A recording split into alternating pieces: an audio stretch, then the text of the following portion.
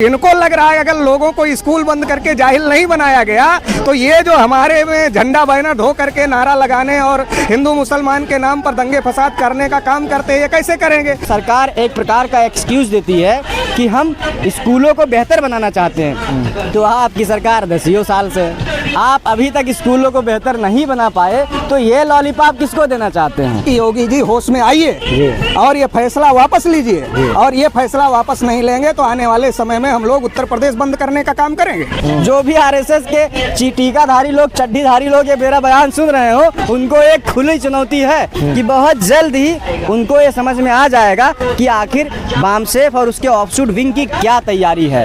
उत्तर प्रदेश की योगी सरकार के फैसले के खिलाफ आज भारतीय मुक्ति मोर्चा और पिछड़ा वर्ग मोर्चा और बेरोजगार मोर्चा राजधानी लखनऊ में प्रदर्शन कर रहा है। योगी सरकार का ये फैसला है कि 27,000 से ज़्यादा स्कूलों को मर्ज किया जाएगा, जिसके बाद तमाम जो विपक्षी पार्टियां हैं वो भी प्रदर्शन कर रही हैं। हमारे साथ चौधरी विकास पटेल जी हैं बात करने के लिए। विकास जी, आज जो प्रदर्शन कर रहे हैं आप, क्या कुछ मैसेज दे रहे हैं आप? उत्तर प्रदेश में जो योगी आदित्यनाथ की सरकार है, जो मूलतः आरएसएस की सरकार है, उस सरकार के द्वारा उत्तर प्रदेश में जो बेसिक के स्कूल हैं, लगभग 27,000 स्कूल बंद करने की योजना पर सरकार काम कर रही है। सरकार के द्वारा ये कहा जा रहा है कि स्कूलों में बच्चों की संख्या कम है, इसलिए हम उसको बंद कर रहे हैं। लेकिन बड़ा ये सवाल है कि आखिर सरकारी स्कूलों में बच्चों की संख्या कम क्यों हो रही है। सरकारी स्कूल चलाने का जो सिस्टम चलाने का जो अधिकार है वो तो सरकार के पास में है, मैनेजमेंट सरकार के पास में है। तो इसका मतलब ये है कि सरकार अपने फेलेवर को टीचरों के ऊपर थोपना चाहती है। सरकार के नियंत्रण में ही नवोदय विद्यालय होते हैं और केंद्रीय विद्यालय होते हैं, उसमें तो लोग लाइन लगाकर अपने बच्चों को एडमिशन करवाते हैं। फिर प्राइमरी स्कूलों में ये स्थिति क्यों है? इसका मतलब ये है कि सरकार जानबूझकर इन स्कूलों को बंद करना चाहती है, क्योंकि आरएसएस बीजेपी की जो विचारधारा है वो मनुवादी विचारधारा है। वो मनुस्मृति को महत्व देते हैं, संविधान को महत्व नहीं देते हैं। और मनुस्मृति में इस देश की बहुसंख्यक आबादी, जिनको शूद्र और अछूत कहा गया था, उनको पढ़ने लिखने से रोका गया था। आज फिर वो यही एजेंडा लागू करने पर काम कर रहे हैं। लेकिन उत्तर प्रदेश हाईकोर्ट ने भी फैसला कर दिया है, लखनऊ बेंच ने, कि जो स्कूल मर्जिंग का फैसला है सरकार का वो ठीक है। नीति बनाने का काम हाईकोर्ट का नहीं है ना, नीति बनाने का काम सरकार का है। सरकार गलत नीति लागू कर रही है, ये सवाल है। इनको लग रहा है अगर लोगों को स्कूल बंद करके जाहिल नहीं बनाया गया तो ये जो हमारे में झंडा बैनर ढो करके नारा लगाने और हिंदू मुसलमान के नाम पर दंगे फसाद करने का काम करते हैं, ये कैसे करेंगे। तो ये बड़ी साजिश का हिस्सा है कि इस देश में बहुसंख्यक आबादी को अनपढ़ जाहिल बनाया जाए और उनको गुलाम बना करके रखा जाए। लेकिन भारतीय जनता पार्टी तो दावा करती है कि हमने उत्तर प्रदेश को उत्तम प्रदेश बना दिया है, डबल इंजन की सरकार तेजी से विकास कर रही है। उत्तम प्रदेश बन गया है। दारू के ठीके लगातार बढ़ रहे हैं, स्कूल बंद हो रहे हैं, दारू के ठीके बढ़ रहे हैं, नशाखोरी बढ़ाई जा रही है। नशाखोरी बढ़ेगी तो नशे की लत ऐसी होती है कि आदमी 70 रुपए की शीशी के लिए कुछ भी करने के लिए तैयार रहता है। तो इनको तो नारे लगवाने के लिए, झंडे उठवाने के लिए, हिंदू मुसलमान करवाने के लिए नशाखोर लोगों की जरूरत है, पढ़े लिखे लोगों की जरूरत थोड़े ही है। ये बताइए, 11 साल केंद्र में हो गए भारतीय जनता पार्टी को और लगभग 9 साल अब प्रदेश में होने वाले हैं। कैसे देखते हैं ये कार्यकाल दोनों डबल इंजन की सरकारों का? ये जो नरेंद्र मोदी की सरकार है और उत्तर प्रदेश में योगी आदित्यनाथ की सरकार है, ये तो योगी दिखाने के लिए यहाँ है और मोदी दिखाने के लिए वहाँ है। बेसिक एजेंडा तो आरएसएस का चल रहा है। इनका जो कारोबार है ये लोगों को बेवकूफ बनाकर राज करने का है। तो ये तमाम प्रकार से बेवकूफ बनाते हैं। अभी ये लोग कसम खा लिए कि एक भी सरकारी चीज नहीं बचने देंगे। क्यों नहीं बचने देंगे? इसलिए नहीं बचने देंगे, SC ST OBC को आरक्षण मिलता है तो सब बेच देंगे। तो सब बेच रहे हैं। अभी BSNL लगभग खत्म हो गया और अभी बिजली विभाग का नंबर आ गया है, रेलवे नंबर में लगा हुआ है, स्कूलों का नंबर आ गया है। तो ये तो सब हो रहा है। लेकिन भारतीय जनता पार्टी के लोग तो कहते हैं जब से मोदी सरकार आई है तेजी से विकास हुआ है और भारत की अर्थव्यवस्था चौथे नंबर पर पहुंच गई है। आंकड़े खुद ही बनाना है, खुद ही दिखाना है, उसके लिए किसके लिए क्या कहना है? क्या भारत की जनता ये महसूस कर रही है? भारत में आप बताओ कि आप बताओ, ये जमीनी नेता है चौधरी साहब, जमीनी हकीकत क्या है आप बताओ। पहले तो इनका देख लो ना, ये हिंदू हिंदू की बात करते हैं। जब वोट लेना है तो हम हिंदू तुम ही हिंदू, चंदा लेना हम हिंदू तुम ही हिंदू, और मुसलमान से लड़ना है तो भी हम हिंदू, और जब यादव कथावाचक हो जाए तब यादव हिंदू नहीं है, तब तो वो शूद्र हो गया, फिर तो वो कथा नहीं कह सकता है। तो आप इनकी इनकी कथनी और करनी में अंतर समझिए। इनको जैसे थोड़ा ताकत मिलती है, जब अटल बिहारी प्रधानमंत्री बने तो संविधान समीक्षा की बात किया, और जब नरेंद्र मोदी प्रधानमंत्री बने, उनका दूसरा कार्यकाल आया, तीसरे कार्यकाल का चुनाव होना था, इन्होंने कहा हमको 400 सीटें इसलिए चाहिए, इनके नेताओं ने कहा कि हमको संविधान बदलना है। तो आप इनकी मंशा समझिए, मंशा क्या है? मंशा ये है कि इस देश से संविधान खत्म किया जाए, लोकतंत्र खत्म किया जाए, और जैसे मनुस्मृति में लिखा है कि यहाँ के बहुसंख्यक लोगों को पढ़ने लिखने से रोका जाए, धन संपत्ति रखने से रोका जाए, उनको गुलाम बनाकर रखा जाए। तो ये जो संविधान ने अधिकार दिया है इस देश के लोगों का, इनका मेन एजेंडा है जो छुपा हुआ है कि उनको खत्म करके गुलाम बनाना है। अच्छा, एक आखिरी सवाल चौधरी जी आपसे रहेगा, अगर ये सरकार फैसला नहीं बदलती है स्कूल मर्जिंग का, 27,000 से ज़्यादा स्कूल मर्जिंग हो रहे हैं, तो क्या कुछ आप लोग अगला कदम उठाएंगे? कैसे लड़ाई लड़ेंगे? देखो, आप देख रहे हैं पूरे उत्तर प्रदेश से कोई एक जिला ऐसा नहीं है जिससे इस प्रदर्शन में लोग नहीं आए हैं। सारे जिले से लोग आए हैं, और एक समुदाय से नहीं, सभी समुदाय से लोग आए हैं। तो ये पूरे उत्तर प्रदेश के हम लोग इकट्ठा होकर आज ये कहने आए हैं कि योगी जी होश में आइए और ये फैसला वापस लीजिए, और ये फैसला वापस नहीं लेंगे तो आने वाले समय में हम लोग उत्तर प्रदेश बंद करने का काम करेंगे। चक्का जाम हो जाएगा। चक्का जाम हो जाएगा। बहुत शुक्रिया बात करने बहुत बहुत। हमारे साथ सुजीत कुमार बात करने के लिए मौजूद हैं, भारतीय बेरोजगार मोर्चा के प्रदेश अध्यक्ष। सुजीत जी, क्या कुछ नाराजगी है इस फैसले से? सबसे पहले तो मैं आपके चैनल को धन्यवाद कहना चाहता हूं कि आपने हम लोगों का एक मतलब मौका लिया और बाइट देने का।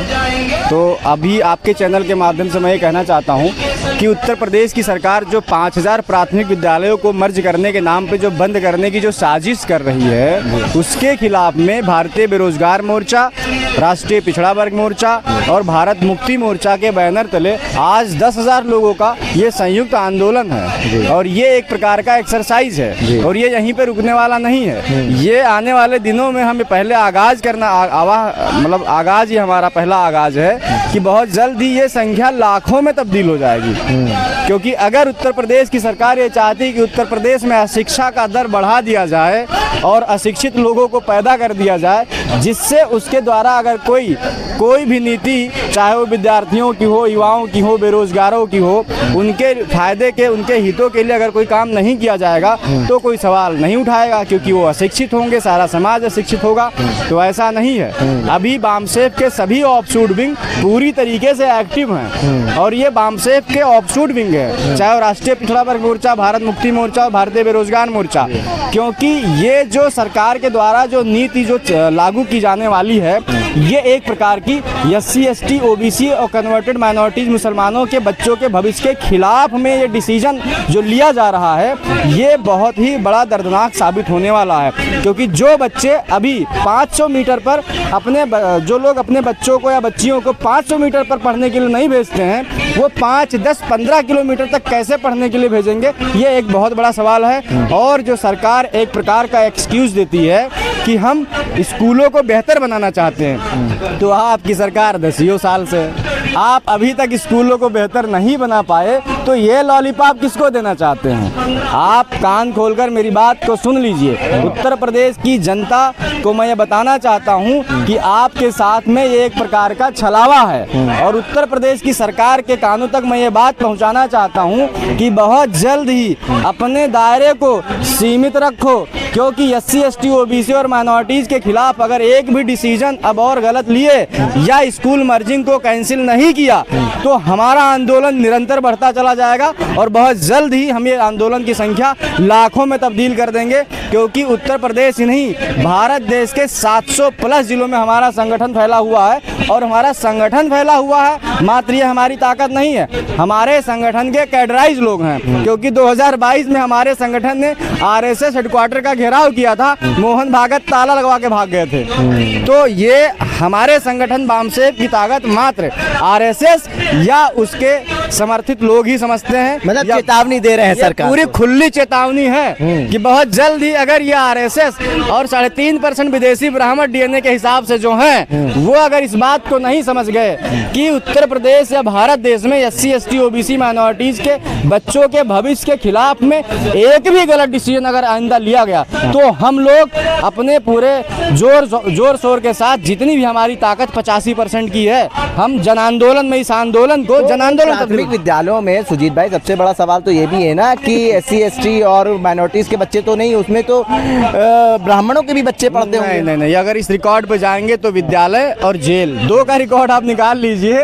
तो जेल में उठा के देख लीजिए 99% लगभग SC ST OBC और माइनॉरिटीज के लोग हैं। और जो प्राथमिक सरकारी स्कूल की बात है उसमें 90+% SC ST OBC माइनॉरिटीज के ही बच्चे पढ़ रहे हैं। तभी तो SC ST OBC माइनॉरिटी सब वोट भारतीय जनता पार्टी को कर रहे हैं, क्या वजह है? नहीं, ये एक गलत आपने मतलब बात कहा है। 3 बार से केंद्र में भारतीय जनता पार्टी की सरकार है, 2 बार से प्रदेश में। ये बात आपने सही कही। उसके खिलाफ में मैं आपको ये बताना चाहता हूँ कि 8 अक्टूबर 2013 में सुप्रीम कोर्ट का एक डिसीजन है, अगर आप उसको सुन लेंगे तो शायद आपके इस सवाल का जवाब मिल जाएगा। आपके चैनल पे सभी साथियों को मैं बताना चाहता हूँ कि 8 अक्टूबर 2013 को सुप्रीम कोर्ट ने डिसीजन दिया था कि free fair and transparent election voting machine से नहीं कराया जा सकता। तो साफ ये क्लियर है मसला कि भारत देश में आप ये कह रहे साफ हो गया, ईवीएम में घपला हो रहा है। जब सुप्रीम कोर्ट ने डिसीजन दिया है तो मैं तो सुप्रीम कोर्ट ने जो कहा है वो मैं बोल रहा हूँ, क्योंकि जो राजा की जान है वो तोते में है। किसमें? ईवीएम मशीन में। जिस दिन ईवीएम मशीन हट गई और बैलेट पेपर से इलेक्शन करवा दिया तो इनकी औकात नहीं है कि ये 3.5% द्वारा जो भारत देश की शासित सरकार है ये अपने औकात पे आ जाएंगे। जो भी RSS के टीकाधारी लोग, चड्ढीधारी लोग ये मेरा बयान सुन रहे हो, उनको एक खुली चुनौती है कि बहुत जल्द ही उनको ये समझ में आ जाएगा कि आखिर बामसेफ और उसके ऑफशूट विंग की क्या तैयारी है।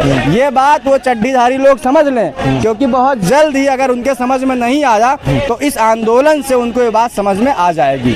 एक आखिरी सवाल, अगर सरकार मर्जिंग का फैसला नहीं बदलती है तो आगे आप लोग क्या कदम उठाएंगे? हम ये आंदोलन गांव-गांव, जिले ब्लॉक हर जगह पहुंचा देंगे और इसका जो गलत डिसीजन, इस गलत नीति का जो परिणाम होगा वो भारत देश या उत्तर प्रदेश की सरकार भुगतेगी, ये साफ शब्दों में। और एक बात मैं अपने माध्यम से ये और कहना चाहता हूँ कि हमारा जो उद्देश्य है, अभी आप जानते होंगे, आपके चैनल के माध्यम से SC ST OBC माइनॉरिटीज़ के तमाम उन साथियों तक ये बात मैं पहुंचाना चाहता हूं कि हमारे 131 सांसद हैं जो संसद में बैठते हैं, इसके बावजूद हमारी समस्या क्यों नहीं खत्म हो रही है? ये एक बहुत बड़ा सवाल है और इस सवाल का जवाब यही है कि हमारा असली दुश्मन कौन है। या अगर हम दोस्त और दुश्मन की पहचान नहीं कर पाते हैं तो शायद हम अपनी समस्या को कभी खत्म नहीं कर पाएंगे।